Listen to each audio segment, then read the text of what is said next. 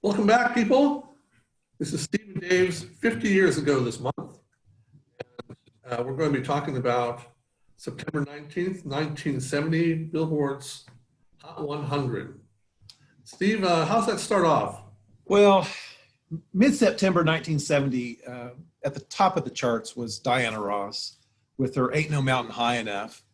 And this was it became a kind of pinnacle achievement for Ross. She had left the Supremes a few months earlier, and her first album, Diana Ross's first album, was it didn't sell like people thought it would, and people were kind of worried about her solo career. But the worries stopped after this song, which topping the charts right now. Magnificent song. At number 2 is Edwin Starr's War. We've talked about both Starr and Ross before, but War is tearing it up at number 2 and becomes, really very much a kind of anthem of the time. But Dave, you probably have some thoughts about what's at number 3. It's Creedence. Well, number 3. Go ahead. Creedence Clearwater Revivals. Creedence Clearwater Revival. Looking Out My Back Door. A whimsical little number. Yeah. Because of the imagery that's created. John Fogerty talks about sitting on his. He's got back home. He's kicking back, looking out in his backyard, and watching elephants and magicians and all sorts of strange little things going on there. And because this sounds like he's just tripping balls, hallucinating madly, many people think it's a drug song. Fogerty himself said he wrote it for his 3-year-old son and was just having fun with it. He did make a reference with the parade going by. He said that was inspired by Dr. Seuss's book, and to think I saw it on Mulberry Street. So yeah, I'll buy that. Now, the song musically it's a little bit different than what we often hear from CCR, because it has a clear Bakerfield sound. Yeah. And he makes reference to Buck Owens, and so there's it seems like that was an obvious reference, an obvious attempt to kind of go in that direction. One of my favorites of CCR's. Mine too. Mine too. This comes from the Cosmos Factory LP, which, for my money, is really one of their best. That was their 5th album. And by the way, Looking Out My Back Door was their 5th and final, number 2. It seems likely that Diana Ross actually stole their opportunity to finally have a number 1 song after all that time. But that's, yeah. Again, we've mentioned this before, but it's one of the great, what's one of the strange things about the charts of all, that CCR is it has this amazing list of hits that all top out at number 2. I mean, almost without exception. It's just strange. Yeah. It's so strange. It's really strange. Okay, so we've got CCR, Looking Out My Back Door at number 3. At number 4 is Patches by Clarence Carter. Patches is a very sentimental tune, a lot of spoken word kind of dialogue in it. And it is about the generations building upon the work of each other. And it's a family song, and it's very kind of sappy and sentimental, but really quite an enormous hit for Carter. Carter is an interesting guy. He's still alive, and he still performs, but he's been blind since birth, and he's been at this recording game for decades. He's put a number of hits on the R&B charts. He really owned the R&B charts in the 1960s. I have to confess I'm not particularly familiar with Carter's work, and I have to confess that I wasn't particularly familiar with this song, but it was by far his biggest seller, Patches. Again, Carter was on the Atlantic label, like so many great R&B artists of the era. But David, have you ever heard of Patches? No, I haven't. Yeah, it was new to me completely. So. Yeah, frankly, me too. And so Patches at number 4. Well, okay. So at number 5 is a hit from a teen idol. I think that's fair to say. Oh yeah, one of the great teen idols. Go ahead, Bobby Sherman. Bobby Sherman, right up there with David Cassidy in terms of teen idol mixing pop success and television celebrity. That's right. That's right. And he charts at number 5 with "You Love Me," and this was written by Tom Baller, who, along with his brother John, just was responsible for writing or working on producing, doing background vocals for hundreds of songs. They had their fingers in all sorts of stuff. Worked with the Wrecking Crew, and because their vocals were obviously were vocal talents as well, were used in a lot of recordings. Primarily, they were the background voices for the Partridge Family. Right. Yes. I think Tom Baller did the Danny Bonduch part for. Yeah.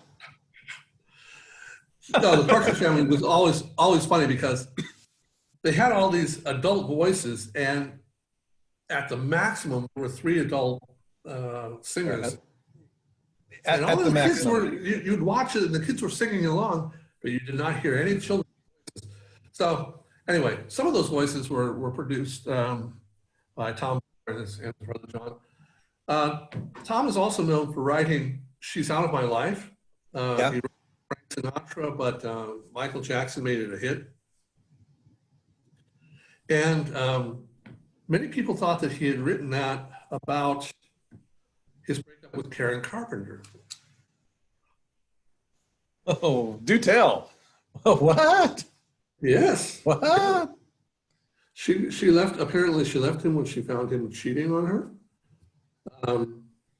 But he said it was about another woman. So I see. Of course. Yeah. But he was with Karen Carpenter, and they had a breakup. So I'll be done. Oh. That part's interesting. He considers one of his greatest achievements in pop music co-producing "We Are the World." He was an associate of. Moment of. And that was and at the time that was a monumental kind of effort. I mean. Yeah, disappointing. All the talent and so. Well. But okay, back to Bobby Sherman for a second. And Julie, Do You Love Me? This was produced by Al Capps, and I think Al Capps is probably worthy of a behind the moment of his own. He was also involved in all sorts of stuff, all sorts of singers. The song came from the album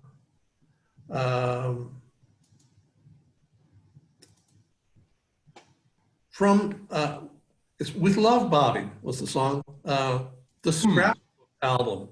And it's called the Scrapbook album because they just filled it up with all sorts of Bobby Sherman pictures, which is what his fans really loved anyway. Yeah, I think that's right. No song on that album is longer than 3 minutes 20.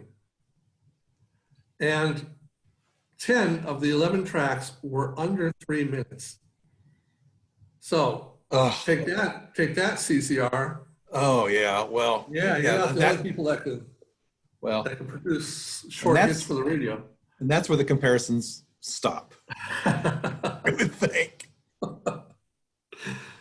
Anyway, hey, do you know who discovered Bobby Sherman? No, I have no idea. I don't. Yeah. Sal Mineo. Sal Mineo, the actor Sal Mineo. The actor Sal Mineo. He What? He dabbled in pop music in the early 60s. He wrote a couple songs for Sherman in 1962. Had him sing at one of his Hollywood parties where Bobby Sherman met his agent and got a gig as one of the regulars on Shindig. Yes.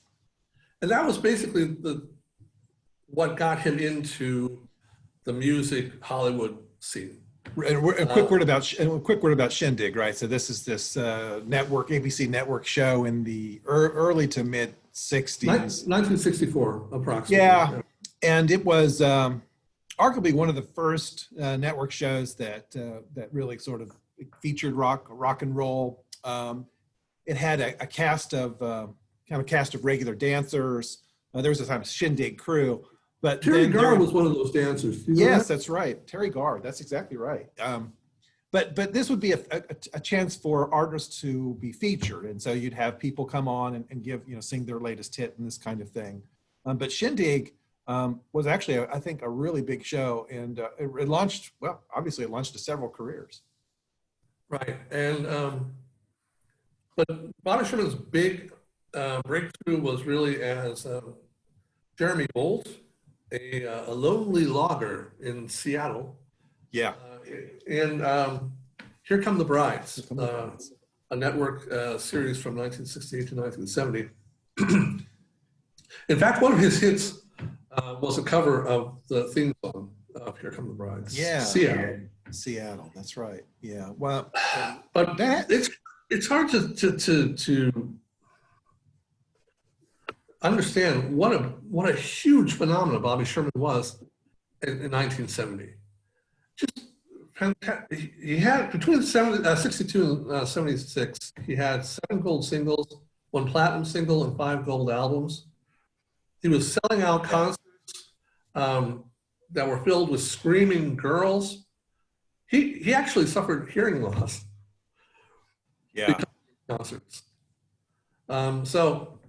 Yeah, he was huge. He received in 1970. He was receiving more fan mail than anyone in ABC history. That's amazing, and it's because it ends pretty quickly for him too. He gets right the Cassidy Donny Osmond tsunami sort of overwhelms him. Is that fair? Well, the strange thing is he steps back from the pop music life, from the celebrity life, and becomes an EMT. Oh, that's interesting. He actually appeared on an episode of Emergency, and apparently that kind of inspired him, got him thinking about what he wanted to be doing with the rest of his life. Come on. This is absolutely true. This is absolutely true. He became an EMT. He became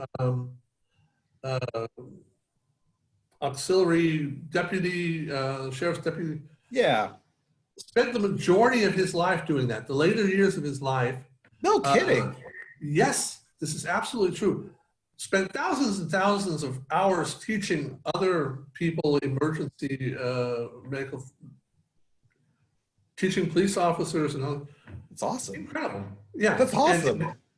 And he would, of course, occasionally go out and do a concert, do a guest appearance, like that. But that's what the last 3-4 decades of his life have been. Well, good for him. No, seriously, that's great because so often those stories, teen idols who lose, who crash and burn. Crash and burn, like terrible things. Well, good for him. That's great. I had no idea. Bobby Sherman. Yeah. Man of substance. Apparently so. Well, thank you again. That's fantastic. Wow, that's so uplifting. Number 5 then, in mid-September 1970, Julie, Do You Love Me, Bobby Sherman. At number 6 is Chicago from the 3rd album, Chicago 3, and it's 25 or 64. Oh, fantastic. It's fantastic. I arguably, I think this is the most, this is the song that rocks the most. It's a song that features Danny Serafin on hi-hats. It features Terry Kaith on guitar. Of course, the horn section is just magnificent. It's really a power-packed tune. Always a lot of chatter surrounding this song regarding the meaning, and there is kind of the consensus is that it's a Trump reference of some sort. The Robert Lamb, who penned the song, always talked about it in the terms of it was trying to write something in the middle of the night. I mean, it's right. An allusion to the time and that kind of thing. But I'm not sure that that actually seems clear to me. Okay. It may have been because he was on speed. Really, you can't shut that possibility out. But I don't see any necessary drug reference here. Well, okay, but despite all that, I mean, the song really cooks. Peter Cetera is on lead vocals. One of the interesting things about Chicago is that they had so many writers: Lamb, Cetera, James Pankow, And singers, right? I mean, they had several really talented singers. They really did. Yeah, a number of people behind the mic. It's just there's something about early Chicago that, and I've talked about this before. I think that it's very propulsive. It's just very interesting music. And in Chicago, particularly the early albums, particularly the albums between 69 and 73, 74, are really worth investigating. Deep cuts. The musicianship is very, very solid. It's a very inventive band too. Very creative band, and they push the boundaries in very compelling ways. But again, their singles are, they're at the top of the charts in this era, and I don't know that it ever really got any better for Chicago than 25 or 64. I think it's just fantastic. Yeah, Still holds up 50 years later. Really love it too. Yeah. At number 7 is the summertime hit Mungo Jerry's In the Summertime, which is sort of the one-hit wonder. We talked about this earlier. It's really sort of the only thing that Mungo Jerry is known for. But that song sold millions upon millions upon millions. It's one of the biggest selling singles of all time, strangely enough, but in the summertime. Number 8 is the Carpenters' Close to You. And at number 9, this kind of new group, Dawn, soon to be known as Tony Orlando and Dawn, and Candida. So there we go. And so Dawn in the 70s is to some degree, a kind of cultural phenomenon. You have these 2 extraordinarily beautiful women. You've got this very charming, charismatic, male, Tony Orlando. And they not only record in some kind of catchy numbers, which we will get to, but they also eventually have their own television series, which it's pretty cheesy. It's the standard sort of mid-70s variety series. But one of the interesting things, cheesy. They were all cheesy. But one of the interesting things about it is that these are these people of color, and they were in their own way on television quite groundbreaking. And I think it's one of the things that gets sort of lost in the shuffle is that when you have 2 black women and a Latino man heading this kind of entertainment juggernaut, that's extremely unusual in this era. And the fact that they eventually ended up on network television is it's quite interesting, I think. The song itself, Candida, peaked at number 3. Tony Orlando They proceed. Yeah, go ahead. Freddie Prinze, Chico and the Man by several years, right? I do. No, that's right. I think that's right. I think as a group that because they always had this kind of patter between them. There was even during their shows and stuff, they were kind of a comedy act.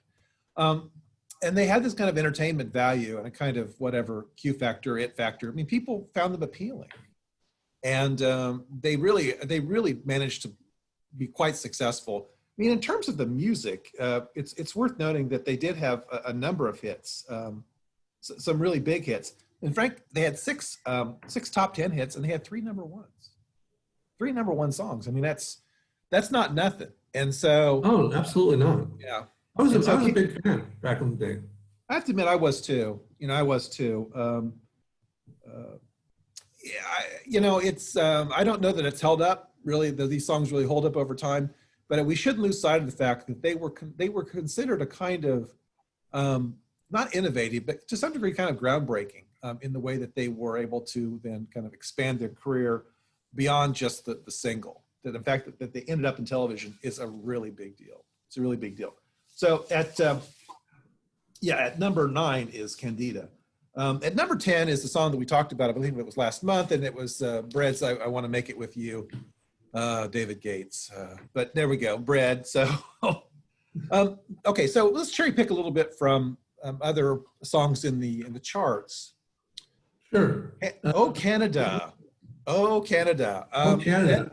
Oh, Canada. At number 13 is a newcomer, a young woman named Anne Murray, and a song called Yeah, go ahead. And this is basically the beginning of a very, very big career. Yeah, that's right. Snowbird was written by Gene McClellan, and McClellan came from Prince Edward Island, so he was also a Canadian. In fact, he was one of what Murray referred to as the Maritime Mafia. Oh, yes, right. Because they were all on the Atlantic side of Canada. But she collaborated with him very closely. A number of her first hits were written by McClellan, who also wrote, for instance, Put Your Hand in the Hand and Right. The Call also both, well, The Call is another hit for Anne Murray. Put Your Hand in the Hand was made a hit by the group Ocean. Ocean, that's right. But it's also from around this time.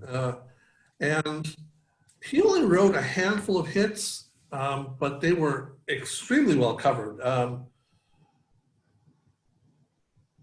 Snowbird was covered by people like Elvis and Bing Crosby and Joan Baez. And Put Your Hand in the Hand was covered by over 100 artists, including Elvis and Bing Crosby and Anderson, Perry Como, Andy Williams, Slim Whitman, Chet Atkins, Burl Ives. So the songs he wrote were well loved and well covered. Absolutely. Let's talk about the 1971 Juno Awards. And the Juno Awards are what, Dave? What are the Junos? They are for basically the Canadian Grammys to award music acts in Canada. And in 1971, McClellan won for the Best Songwriter for Snowbird. He was also nominated as the Best Male Vocalist. Could you guess who beat him?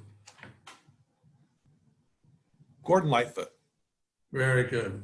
Good guess. Ah, thanks.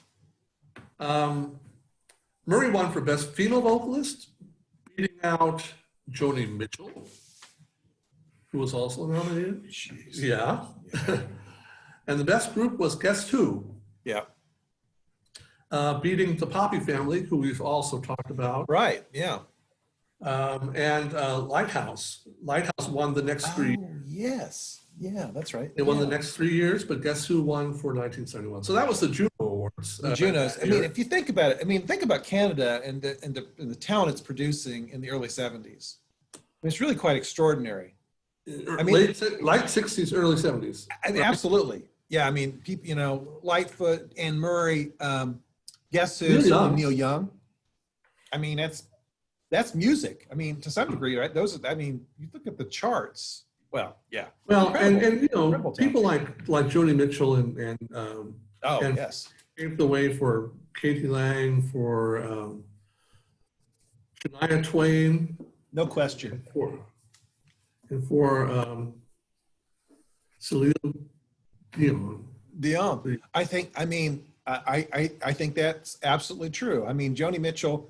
I mean, you think about sort of the Canadian Mount Rushmore in terms of pop music. Or what, it's Joni Mitchell, it's Neil Young, it's you know, it's Randy Bachman, it's people like that. Well, if you take a look at the awards that Anne Murray won, they've just been love her. First of all, she was the first Canadian to have #1 solo hit, the first female Canadian to have a #1 solo hit on the U.S. charts. That was a few years later with You Needed Me. But she was also the first female Canadian to earn a gold record with Snowbird. Really? Okay. Wow. She is the first woman and first Canadian to win the Album of the Year at the Country Music Association Awards. She has received the Order of Canada, the Order of Nova Scotia. She has won a record 24 Junos, 3 music awards, 4 Grammys, 3 Country Music Association Awards, 3 Canadian Music Association. She's in the Canadian Country Music Hall of Fame, the Juno Hall of Fame, Canadian Songwriters Hall of Fame, Canadian Broadcast Hall of Fame. She's got stars on the Canadian Music Hall of Fame Walkway of Stars, the Country Music Hall of Fame, Walk of Fame starts in Nashville, Walk of Fame in Hollywood, Canadian Walk of Fame in Toronto. She was ranked in 2011 as the number 10 on Billboard's list of 50 biggest adult contemporary artists ever.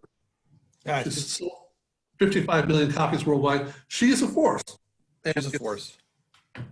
Absolutely. So, I mean, it's just, I mean, as you list these, I mean, she's a remarkable figure in popular music in the late 20th century. And I think that Snowbird itself has this quality that is kind of, when you hear Snowbird, it's like a song that's been around for ages. It's, you know, it has this kind of folk feel, like this, the kind of thing that's sort of a traditional song that people have been, you know, there's something about it that's just, you know, it's an amazing song. Yeah, really love Songbird. I think Danny's song was my favorite Anne Murray song, but Yeah. But there we go. Anyway, there we go. anyway, We're not going to have a whole lot of opportunities to talk about Anne Murray in spite of all this, but there you go. I mean, I think she deserves her due. I mean, really a remarkable performer and a great career. All right, a couple more things here. We're going to cherry pick a little bit from the charts, but so it's television in 1970, September 1970 is interesting. I want to just briefly touch upon 3 shows, and Dave, I'd like you to react to them. So on September 25th, 1970, on ABC, there was this show that was on Friday evening called The Partridge Family. Yeah, there we go. Just a thought or two about The Partridge Family and its impact on popular culture. All right, the Partridge Family was just huge for me.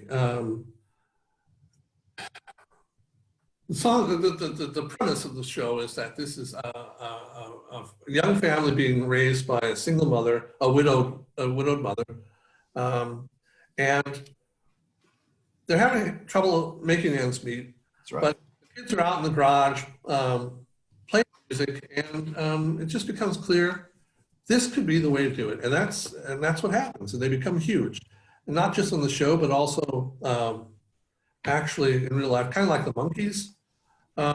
Yeah, not quite that big, but it's the same idea. And a very attractive Shirley Jones there, leading it all up. David Cassidy, the guy I wanted to be, and Susan Day, the girl I wanted to marry. there we go. It's worth noting that Shirley Jones, it's 1970. Shirley Jones was a well-known star of music theater and film. And in fact, Had started in Oklahoma, had been in the stage production of Music Man. That's right. So yeah. Really an incredible figure. I mean, super well known. She was discouraged from taking this gig. Television at this point was considered a kind of career killer for people who were in film. But as she talks about that, she really wanted to do this because she wanted to be at home with her young family. And so she embraced it, and the show took off quite quickly. And part of her family was her stepson. That's right, David Cassidy. Yeah, that's exactly right. And it's interesting how he did not know that she was part of the project. And so apparently on one of the earliest days of shooting, he's walking down to the set and he sees her and he goes, "Well, what are you doing here?" Well, she goes, "I'm your mom." What? And so it's really quite an interesting thing, but apparently they had a very, very good relationship. The show was extremely, I think, influential, and again, based upon the Cowsills, right? The family of the Cowsills, so it had some hits in the late 1960s. Cowsills, which were not nearly as wholesome as the Parker, as their own image, actually.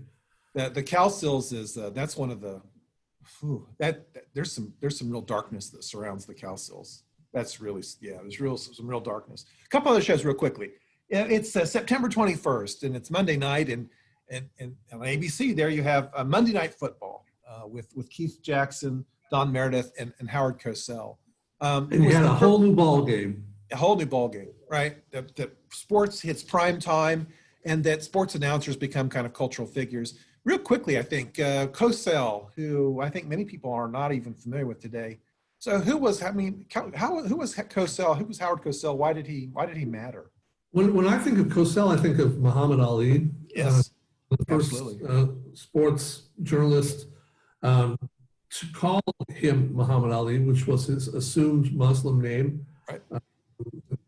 Instead of Cassius Clay. And that really cemented a relationship. So Cosell had a special relationship with Ali from that point on, which was a huge thing. I mean, that was one of the great sports scoops of all time. No question. Yeah, no question. I mean, their careers are very deeply connected, intertwined. But I think Cosell deserves a lot of credit because he really, that was, in a strange sort of way, that was a very courageous move. And so Cosell becomes certainly during the 70s, almost a kind of larger than life figure. But and absolutely, if you think Monday Night Football, you couldn't think about Monday Night Football without thinking about Cosell. That's exactly right. Yeah, he was always, even if the game was crappy, people tuned in because Cosell was always good for some one-liners, some zingers. He was just somebody that was worth paying attention to. One other show I want to briefly mention here, and like your reaction to it, is so it's September 19th and it's CBS, and debuting is this show from a familiar figure, but nobody's quite sure how this show is going to work out. It's something called the Mary Tyler Moore Show. You got a couple thoughts about Mary Tyler Moore in the 70s? Well, who can turn the world on with her smile? It's Mary Tyler Moore. She was the beloved wife of Dick Van Dyke and the Dick Van Dyke Show. Laurie Petrie. That's right? It. Yeah, that's right. And people just loved her. I mean, she was one of the reasons that the Dick Van Dyke Show was so successful. And then this was Mary Tyler Moore coming to her own, including, I think from the very beginning, the production company was Mary Tyler Moore Productions, right? That's right. Yeah, she had a piece of the action from the very beginning, and so which was extremely unusual at the time. Extremely unusual. And she was a single woman. That was it. That was the single woman in 1970 on television. Almost a career woman. Career woman. Very close to the top of her career. She was a program director, I think, of the news. Oh yeah. Produced some sort of producer on the news program. Yeah, something like that. So a WJM TV Minneapolis. Yeah, she had a very responsible job. For sure. And that's right. Her dueling with her somewhat misogynistic boss, Lou Grant, was one of the motors of the show. That's exactly right. It's so we just real quick, maybe we should reference some of these characters. Lou Grant is played by Ed Asner. Murray Slaughter, the writer who shared a next to a desk next to Mary, was Gavin MacLeod. You had Ted Baxter, the newscaster Ted Baxter, played by the incredible Ted Knight. Mary's friend, right, Rhoda Morgenstern, was played by Valerie Harper. Also, you had Cloris Leachman as a neighbor. Eventually, then Betty White joins the cast. It's just really, real quickly, these people, most of them had long careers by this point, but none of them were really big names apart from Mary Tyler Moore. But I think without question, that's not true. Cloris Leachman had already won an Oscar, but the show just launched them into another kind of level. It's considered one of the landmark shows in American television, and many people consider it the best situation comedy ever. It was an incredible ensemble. Yes, absolutely, and certainly ahead of its time. I think that's right. So let's cherry pick from a couple more songs. At 18, excuse me. At 18 is well, I don't know how you exactly classified this, but it's Rubber Duckie by Ernie. Ernie is on the label. It's Jim Henson, right?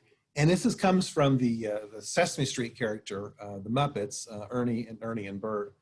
And this is it's a hit. This is it's a single in 1970. The children's television work. It is very catchy. It's hard to, and I think many people are familiar with the song. But Children's Television Workshop launched Sesame Street in 1969 on public television stations across the United States. It really was one of the first shows that was thoughtful about its approach to children. again, it emphasized a number of things, including social skills in addition to reading and mathematics. And because it had an interracial cast, it was set in a barrio in a neighborhood in New York City, a kind of kind of run down neighborhood, lower middle class. It was, I think, for many people, kind of groundbreaking. It was absolutely groundbreaking. Yeah. And along with Mr. Rogers' Neighborhood, the best thing that can happen to children's television. Yeah, incredible, and still around, and rightly so. That's right. And Jim Henson, who passed away a few years ago. By this point, actually, Jim Henson was actually a known commodity. Jim Henson had his puppets and later his Muppets. They had actually been well known. And in the 1960s, for example, Jim Henson and his puppets would make appearances on talk shows, Johnny Carson, these kinds of things.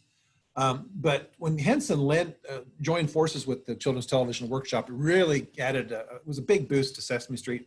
And in many ways, the show was built around the Muppet characters, and few characters were more significant than Ernie. So Rubber Duckie at number 18. A couple more here from 1970. There is a woman on the West Coast who was originally from Arizona, who is picking up steam in terms of her career. And the woman's name is Linda Ronstadt, and the song is Long, Long Time. They've got a thought about Linda Ronstadt. Well, Linda Ronstadt really was the complete package. I don't think there's any doubt that she was going to become huge, because why not? She had it all. She had a voice like honey, looked fantastic, was a very attractive person. Absolutely. Had already had a hit with the Stone Ponies. Different drum by whom? Hang on. Is that Nesmith? Yeah, Michael Nesmith, yes. from his pre-Monkeys days. Yes. So this was her first hit. It actually peaked at number 25, so it didn't break the top 20, but it did make people familiar with Linda Ronstadt. Yeah, it did. And it came from her second solo album, Silk Purse. Silk Purse, yeah. Do you happen to have a cover for that? I believe I do. So, yeah, I believe I do. It's because it's a well-known piece of cover art. Yeah, it is. And in addition to that, one of the things we should note about Linda Ronstadt in this era was that she was playing with a group of musicians in the West Coast that would later become the Eagles. Oh, I don't have the Silk Purse cover. You can describe it. Go ahead. Yes, yeah, the Eagles and people like J.D. Souther and Jackson, yes. And that whole clique essentially was also involved with Laurel Canyon, with Mama Cass. That's right. So she was very much part of the music scene, and people loved to work with her. She always had her issues with being the chick singer. One of her mentors, and I'm afraid I don't remember the name, but someone who was kind of preceded her and said there are 4 sexes in California: male, female, homosexual, and chick singer. Chick singers, yeah. So she really chafed. Yeah, she really chafed against that label, and it really, I think, it definitely constrained her. I think that I think that she was, to some degree, she was dismissed because she was so attractive. That it was that I don't think that she was taken as seriously as she might have been. She had an extraordinary voice, and her choice of material was amazing. I mean, she lifted up, people like Warren Zevon, for example. Yes, yeah, and later on, Elvis Costello. Yeah, and including older works that people of that generation might not have been familiar with from. Oh, that's right. And she from Chuck Berry, stuff like that. Yeah. And she famously then took a U-turn or some sort of deviation in her career in the early '80s when she started to record standards. She hitched her wagon to a guy named Nelson Riddle and recorded a couple of albums that were, well, interestingly, they were widely panned at the time, but I think they hold up pretty well. And she really presaged the idea of sort of popular singers going back to the standards and recording them. I mean, Rod Stewart and a whole bunch of people have done that. And then she also then recorded a series of songs in Spanish, Spanish folk songs. Very interesting figure, very kind of hard to define in a way. And she certainly was her own woman, without question. Very courageous, as you said, in the choice of material. But it wasn't just another pretty face and not just another pretty voice. Her interpretation of the material that she chose was just fantastic. It was Absolutely. I think she's one of the great singers of the late 20th century, and I think without question. And I know that there is some critical opinion that she is remarkably overrated, and that she's not a particularly emotive singer, and all these kinds of things. I find her work really very compelling, and even something like a long time share really that. works. I don't share that opinion at all. She has sold over 100 million copies worldwide, making Absolutely. her one of the best-selling artists of all time. Just real quickly, long time was a ballad. It was produced, the entire Silk Purse album was produced by Elliot Mazer, who worked with people like Neil Young and Bob Dylan, Right. the band. Actually, Janis Joplin suggested that Ronstadt work with Mazer because interesting. he had produced the Cheap Thrills album.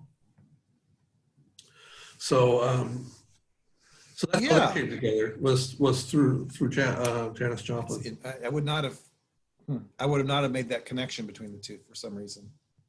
But back to the cover very briefly. It shows Linda Ronstadt, I think peasant blouse, shorts, sitting in a pigsty. Sitting in a pigsty, surrounded by pigs. Because of course, Silk Purse is a reference to something being nonsensical, something not having any chance of success, like trying to make a silk purse out of a sow's ear. It's as album covers go, it's one of the worst choices ever. But nevertheless, I mean, she's a remarkable figure. So we have. The funny thing is, one of the things that really propelled her success, her sex appeal, her attractiveness. And I think she was on Rolling Stone cover 5, maybe 6 times in the 70s. Annie Leibovitz. But she really objected to some of that. She felt really objectified by some of what was going on there. Yeah. So it's a two-edged sword, I guess, for an attractive singer like Linda Ronstadt. I think that's right. I think that's a fair point. And so she's again a remarkable figure, and we'll hear more from her during the '70s. We definitely will. Yeah, dominant. One other song from the charts in mid-September 1970. It comes from really one of the biggest bands in the United States at this time, and it's a monster band at this time, and it's Grand Funk Railroad out of Flint, Michigan, and the song is at 31 something called "Closer to Home, I'm Your Captain," and this has become a kind of classic rock staple. It is a song ostensibly about a troubled ocean voyage, but many in the era made connections to Vietnam with the song, and it became a very powerful song for many Vietnam vets returning from Nam. Mark Barner, who wrote the song, talks about The way vets really sort of embraced this song and kind of chose it as their own, and almost a kind of, you know, returning home anthem. But Grand Funk Railroad, the critics hated the band. The critics hated the band, but they sold a lot of records. They had 9 top 40 songs and a couple of number ones. The number ones, of course, are The Locomotion and We're an American Band. But the three-piece, they eventually added a guy on keyboards. The three-piece band, they had a big sound, and they were really kind of monster live act. And so in the 1970s, live music was extremely important. And in this case, the live act sort of helped to build, helped to give the reputation to Grand Funk. They were such a hot band that people began to really kind of, you know, pick up steam with the albums. And again, never a critic's darling, but I think a very, very interesting band, and again, a kind of power pack band in the early 70s. Dave, you got a thought about Grand Funk? Well, how many pop rock bands of any time try to rework the Greek classics into their lyrics? Well, there we go. You know, so we have the definite reference to Ulysses here. I don't know what that would be about, but well, I think that's right. Yeah, it's you know, the band is the band has the label of being a bunch of meatheads, you know, 3-chord meatheads, but they were really something. And again, their live sound was just amazing. And so Grand Funk has sort of dropped off the radar screen, and we don't, you know, you don't hear that music much anymore. But in this era, they were extremely important. And so there you have it, the songs that are hitting the charts, top of the charts in mid-September 1970. So Dave, you got a couple thoughts in closing here? well, we'll be back again next month. We've got a great lineup coming up in October. Absolutely. Actually, the next 2 months are very, very saucy. Incredible. Yeah. So please, if you like this, you can subscribe right here. Watch similar videos here, and please feel free to check out the playlist which has all of the songs that we've mentioned here, and follow along as you listen. Absolutely. Thanks. So, see you next month. See you next month. Bye-bye.